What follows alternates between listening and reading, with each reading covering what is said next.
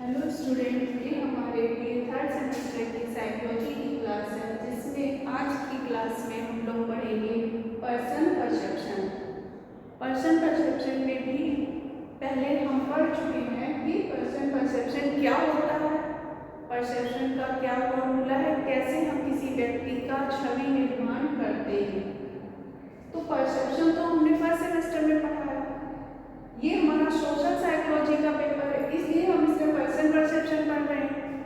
अब परसेप्शन करने में आज के टॉपिक में हम पढ़ेंगे कि role of non verbal cues, कि नॉन वर्बल क्यूज का क्या रोल होता है किसी भी व्यक्ति का प्रत्यक्षीकरण करने में। तो वैसे हम लोग जब परसेप्शन करते हैं तो सारी चीजें जोड़ते हैं, वाचिक और अवाचिक।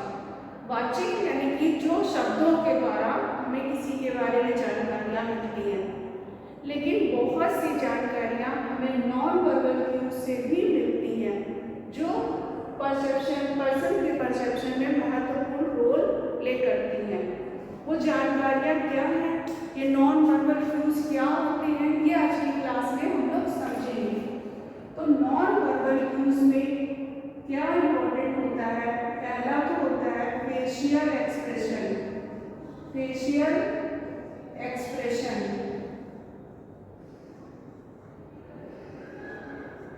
फेशियल एक्सप्रेशन यानी कि उसके किसी भी व्यक्ति के जिसका प्रत्यक्षीकरण हो रहा है, जो प्रत्यक्षीकरण करता, निरीक्षण करता है, तो उसके फेशियल एक्सप्रेशन को भी महत्व देता है कि उसके चेहरे के हाव भाव क्या हैं। सामने वाले व्यक्ति को जब हम देख रहे होते हैं तो उसके चेहरे के हाव भाव भी नोटिस कर रहे होते हैं कि किस तरह का फेशियल एक्सप्रेशन है ना। उसके आधार पर हम उसका परसेप्शन करते हैं। दूसरा है physical appearance. Physical appearance, physical appearance से मतलब किसी भी व्यक्ति का रंग रूप, डिल्डोर है ना, शारीरिक गठन, ये सारी चीजें फिजिकल अपीयरेंस में आती हैं।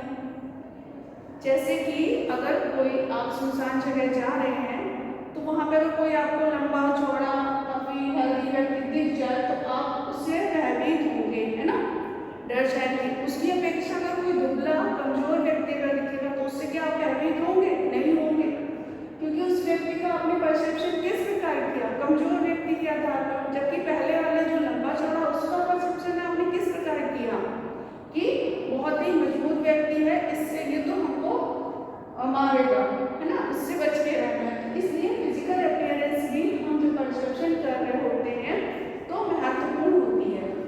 इसके अलावा गेस्चर्स भी होती है। गेस्चर्स यानी कि कुछ शारीरिक भाव भंगिमाएं यानी कि मुद्राएं, जिनके आधार पर हम परसेप्शन करते हैं।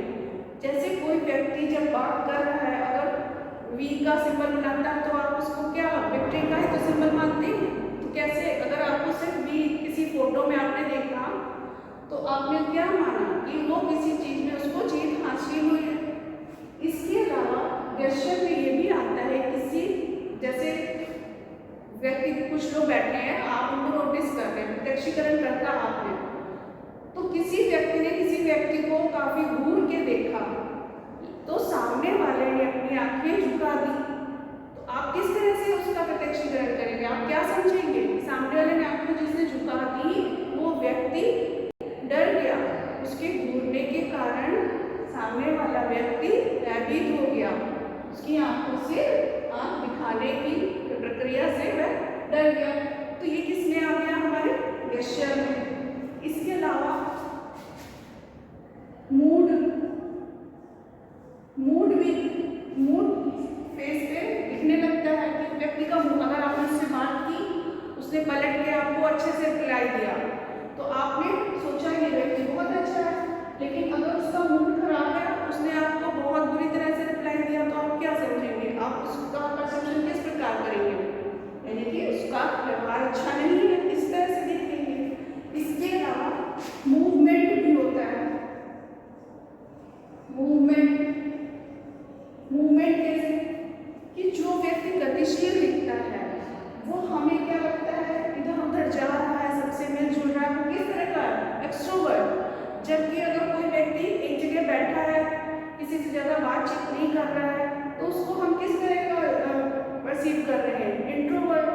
तो उसका मूवमेंट भी हमें, उसका व्यवहार या उसका परसेप्शन हम उस आधार पे कर रहे हैं कि बहुत एक्टिव व्यक्ति, चलने फिरने वाला, फुर्तीला व्यक्ति, कामकाजी व्यक्ति और एक्सट्रोवर्ट व्यक्ति के रूप में उसको हम मान लेते हैं। इसके अलावा ड्रेस, किसी भी व्यक्ति की ड्रेस भी बहुत इंपॉर्टेंट होती है उस व्यक्ति को पहचानने में।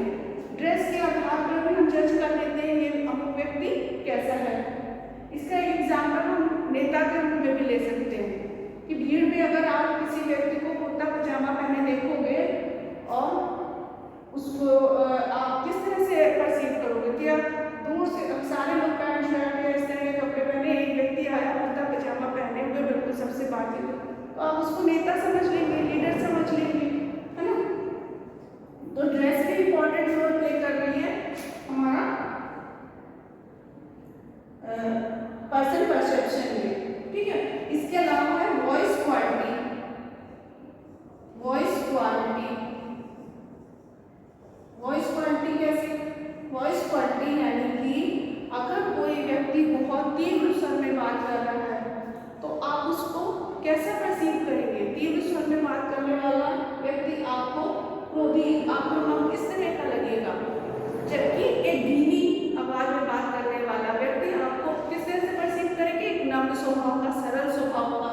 तो वॉइस क्वालिटी के आधार पर भी हम जज कर लेते हैं कि अमुक व्यक्ति का व्यवहार कैसा है, वो किस प्रकार का व्यक्ति है। तो इस तरह से हम किसी व्यक्ति का पर्सन परसेप्शन करते हैं। पर्सन परसेप्शन में जितना रोल हमारा वर्बल शाब्दिक अभिव्यक्तियों का है, उतना ही रोल नॉन वर्बल अभिव्यक्तियों का है, जिनके जो हमें न्यूज़ के रूप में मिलती हैं और हम किसी व्यक्ति का परसेप्शन करते हैं और उसको पहचानते हैं। तो आज की क्लास में इतना ही। नेक्स्ट क्लास में एक और टॉपिक पढ़ेंगे। तब तक के लिए गुड डे।